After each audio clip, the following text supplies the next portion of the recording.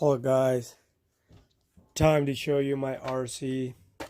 I got this a couple of years ago and it's in very bad condition. I'm gonna be doing some modifications to it. But at the moment, I'm just trying to run it as is, and eventually I will uh save up some money and I will do some upgrades on this RC. I'm gonna show you the setup that I have. It's not the original setup that came with this RC. I had to make some modifications to it, so I'm gonna show you what I upgraded on this RC, and then if you guys are looking to do the same setup, it will help you figure out this. So as you can see, it's in very bad condition, but it runs in it. It's a lot of fun. So I'm going to tell you what I upgraded on this thing. There's not much. This actually, this is a Truggy 110 scale. It comes with a brushed motor and ESC.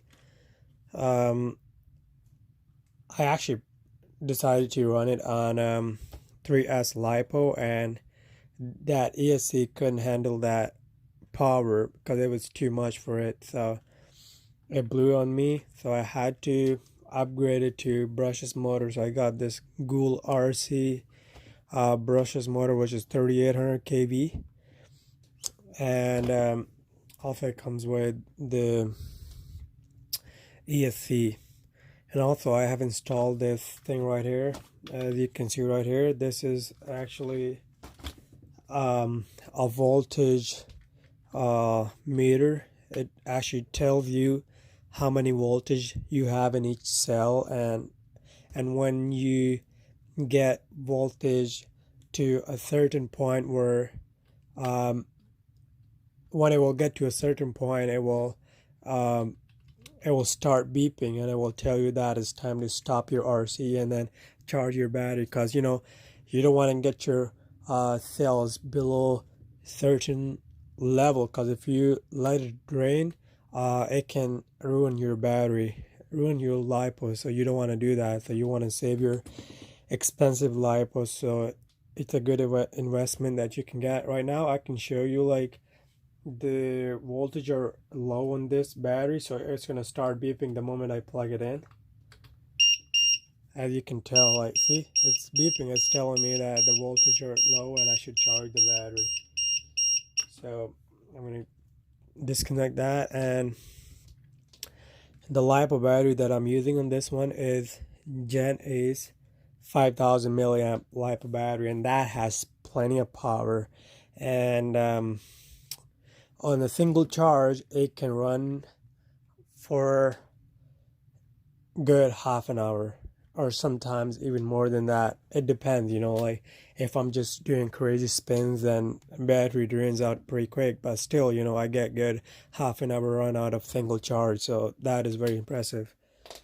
And the controller that I use to drive this thing, it's not fancy, it's just basic controller, but it works fine for now. I might upgrade it to a new controller in future, but at the moment I'm very happy with this product and I don't need to upgrade it. So it's a lot of fun. Also, if you are new to RC hobby, there's one thing that I want to tell you, and it will save you a lot of money. A lot of people, what they do is they go out and they get cheap stuff, assuming that oh, they have saved a lot of money, but in reality, you're paying a lot more at the end. If you think that you're gonna get into RC, the first thing that I would tell you to get is a charger, and don't get a cheap one from AliExpress or eBay or Amazon for 30-40 bucks. Spend good $100 or so, and then you will get yourself a really good charger. Nowadays there's really good options out there, so make sure you get a good charger, because if you get a good charger, it will save you a lot of money, because each time it will charge the LiPo to its full capacity, and it won't overcharge it. So that means your battery will run a lot longer. And I bought this battery a couple of years ago, and it's still running fine, and it holds charge pretty good. So I use this charger right here. It's high-tech charger, but you don't have to get. I paid this. I bought this one for 200 some Canadian dollars. Nowadays you can get it a lot cheaper, but you don't have to get this charger. But like, if you're getting into RC, like, I would say that you should get a good charger, because it will save you a lot of money. Like, I have a lot of charger which I bought from Amazon, eBay, AliExpress, and they're just sitting in in the garbage, because they're sitting in my garage. I don't use them anymore, because like, they don't charge the battery to its full capacity, and they don't do, like, it say like it's a balanced charger, but it's not. It's actually like ruining your LiPo. So get a good charger. It will save you a lot of money, and it's one-time investment only. You don't have to go out and get new charger every single day. You just get one charger, and like, it will last you forever. I got this like a couple of years ago from a local hobby shop, and I just love this charger. It works absolutely fine. You can actually charge your car battery with this charger. It comes with the manual and everything. I keep it like in the box, so that like, I don't lose any part or anything. And here it is. And the best thing about this charger is you can charge two batteries at the same time, man. Like, it comes with the power adapter, and it comes with a lot of accessories. Like, it comes with the balancing port. Like, it comes with two of them, and you can charge like a bunch of batteries there. Like, there's marking for each battery there, 4S, 5S, 3S, whatever. And here comes the other one. Like, if you're charging two batteries at the same time, you can use both of these boards, and then you just hook up one battery there and the other one there, and make sure you check the polarity before you plug in your LiPo, because you don't want to cause any fire.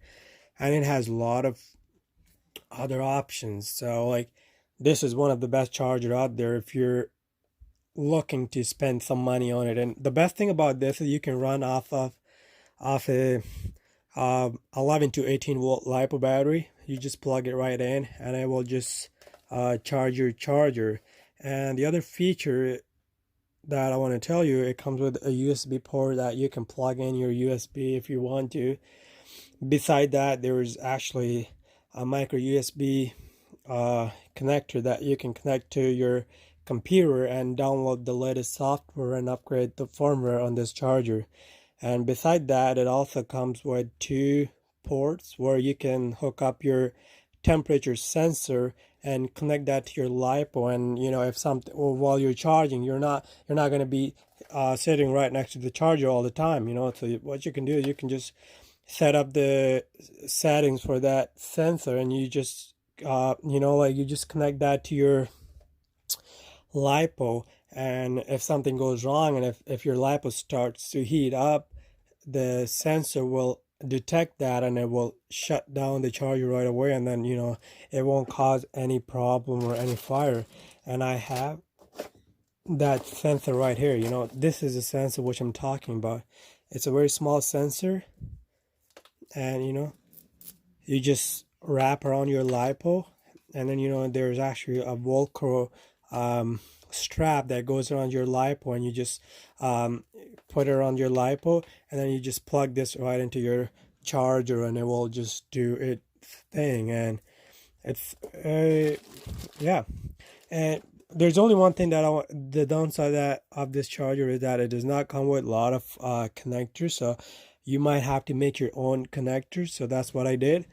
If you're not good at soldering, you might have to purchase new connectors, but like, as I'm really good with soldering, so it was not a big deal for me. So I went ahead and I made my own connectors for different types of LiPos which I have. So I got T connector, and I got this Dean connector, I got this T connector here. So like, yeah. So I'm gonna go ahead and I'm gonna charge up my battery, and then we'll go out and we'll do some fun.